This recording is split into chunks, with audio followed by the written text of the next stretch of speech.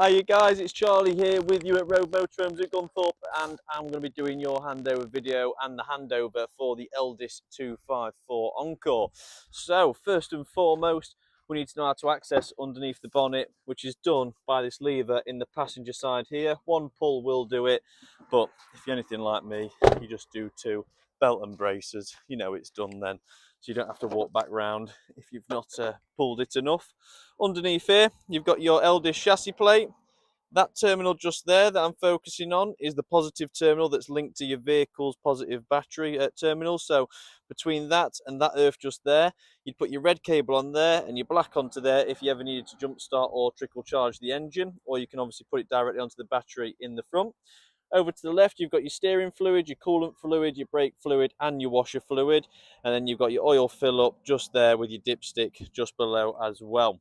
Coming around to the side of the vehicle then, open up this cap, and you've got your diesel fill up. This here below is where the AdBlue goes on the newer models. To get into your diesel, spin, release, and just like that, you're in, and then put it in, turn it right with the key, and that's it. So there's no spinning of the base that needs to be done, just with the driver ignition key. Moving further down, the next point is just here, and what you've got here is your wastewater release valve. Now you've got best part of 95 litres in your wastewater tank. It's quite difficult to do this one-handed, but if I spin that, it says open now, as you can see, but nothing in the tank. But that's how you open and close the tap. Just spin, and essentially this is then going to drain off a water tank that you can see is just there wrapped in foil. So it's in what they call a tank blanket, and all that's there to do is insulate the tank. So if you're away somewhere really cold, then obviously it's going to stop that freezing.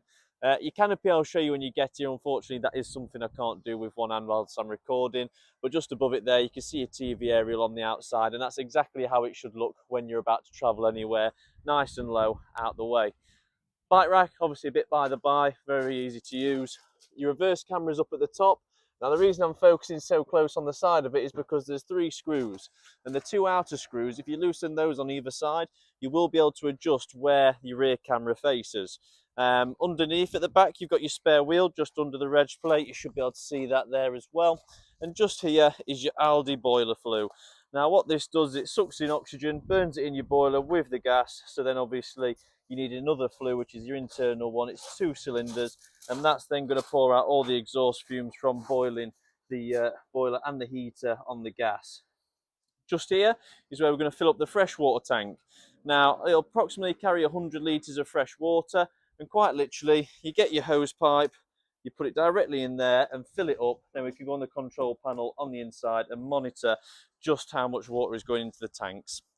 Below your water fill up, you've got your gas locker. Now in the gas locker, when you're travelling, these should be strapped in at all times and obviously turned off. But to turn them on, there is markings on top of the bottle. Left will open the gas valve, right will close it. So when we come to the motorhome, fill it up with water, turn the brass fitting on the top of your bottle left, and then you want to hook the vehicle up with some power. Now the power is not only going to charge the batteries in the vehicle, but it's also going to power your high-powered systems, e.g. the fridge, your heater, your boiler. If you've got electric in your cooking appliances, then those, and all your 3-pin sockets around the motorhome. The reason I've got this locker open is because it gets us under the bed. You've got a leisure battery under here and here. So obviously 2 leisure batteries to optimise how long you can go wild camping for, along with all of the carpets as well. When I put these up, we are now going to see the blue tap, which goes to your freshwater tank. And just like the grey tap on the other side, if you twist it, it will drain off. So obviously, the reason I'm showing you this is because after you've used this motorhome every single time, we should be draining both of these tanks down. And we should also be draining the boiler, but I will need to go inside the motorhome to show you that.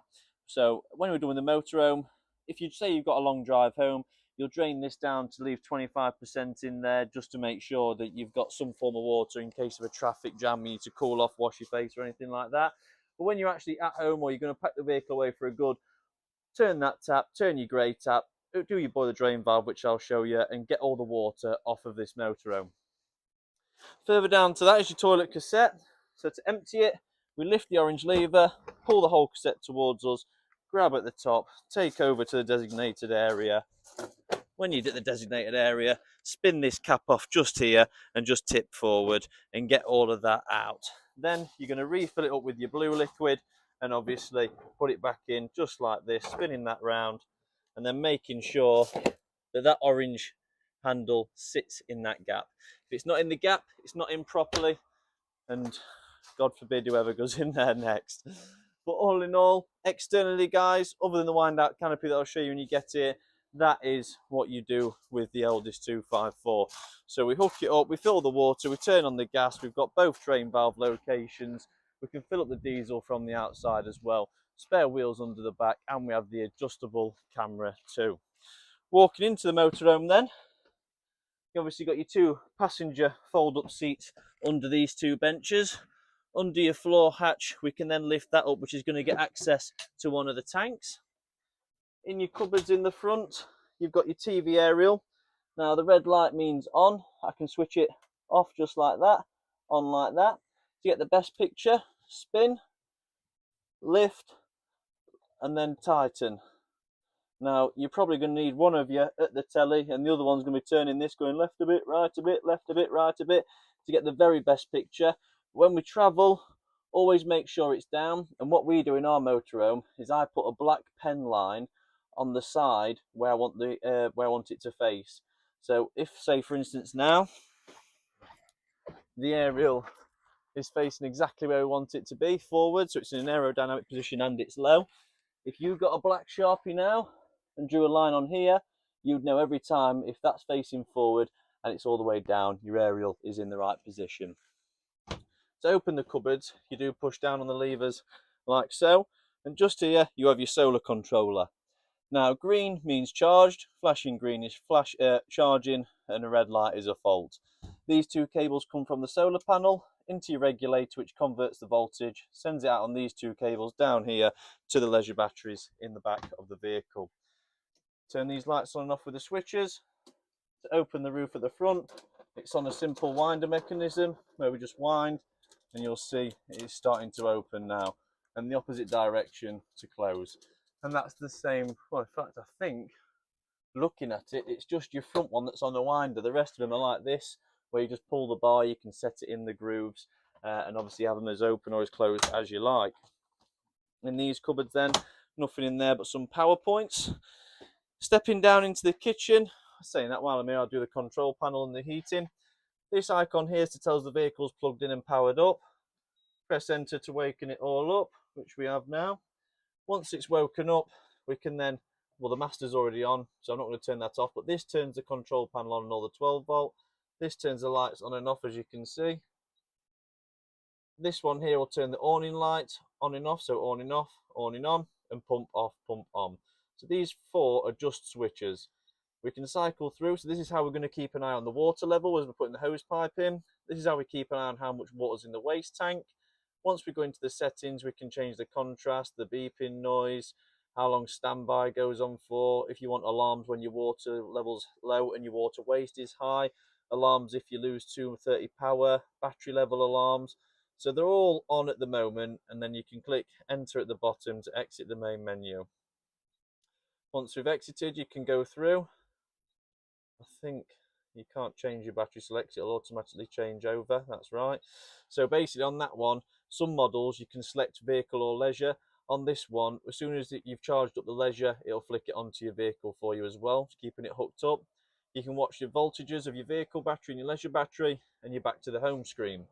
Your heating controls, so this is the blank screen. Click menu to wake it up, and as you can see, at the minute we've got 2 kilowatts of electric and gas, and all it's doing is running the hot water at the minute. So if I turn that up, so this here is the heating, so just hold your finger on or press it a couple of times. I think you have to individually press that. Oh, you can hold your finger on, look, pick your temperature. Obviously in the motorhome at the minute it's probably 24 degrees, so I'd have to have this all the way on 30 to even get it to come on today, which is why it stayed blue. When the plus turns green, that's when you know it's heating up. With the water here, you get off, which is when it goes blue again. Green shows it's warming at 40 degrees in the middle there.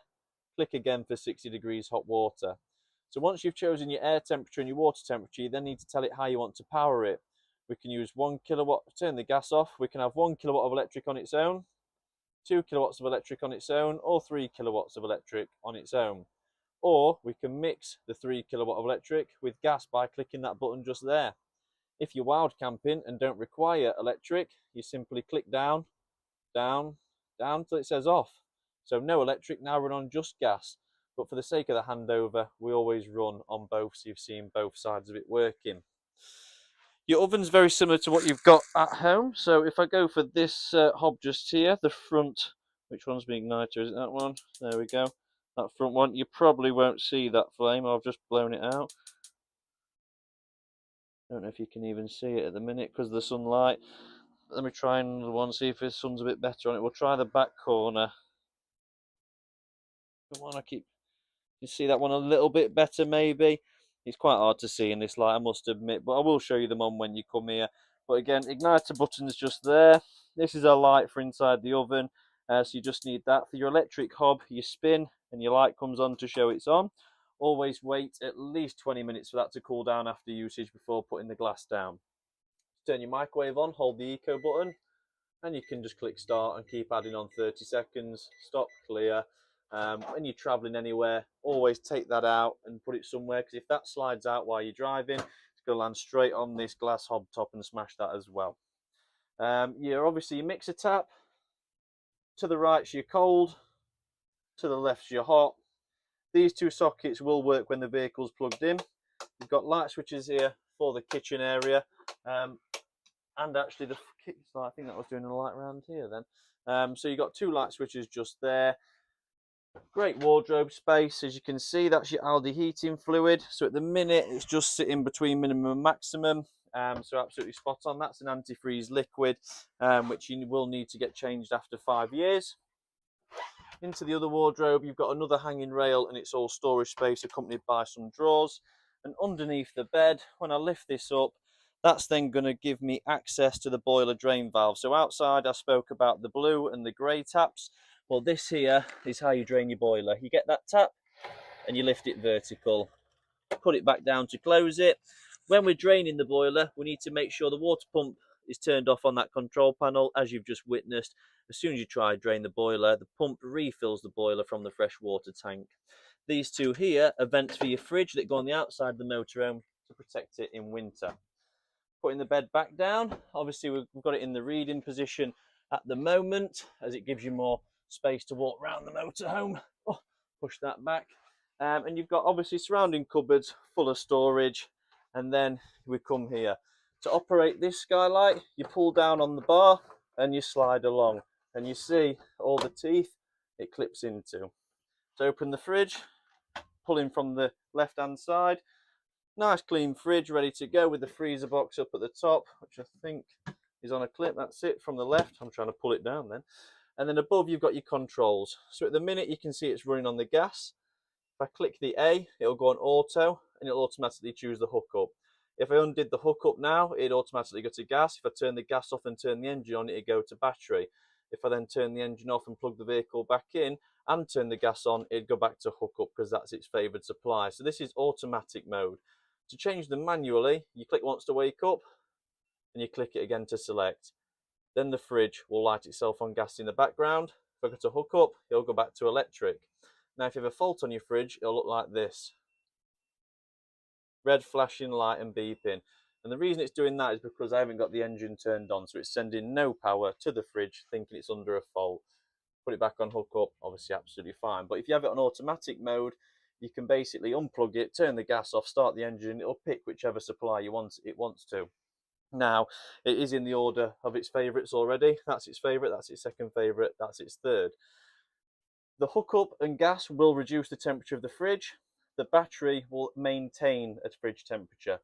So if you haven't had it plugged in long enough before you put it onto battery and drive, and it's not fully cold, then it'll be the exact same temperature when you get to the campsite, which is going to be not fully cold. So you need to allow at least an hour of cooling on the hookup or the gas before switching to battery. To change the temperature, we just click this one here. 5's the coldest, 1's the warmest. Closing the fridge up, just going to check in some surrounding lockers.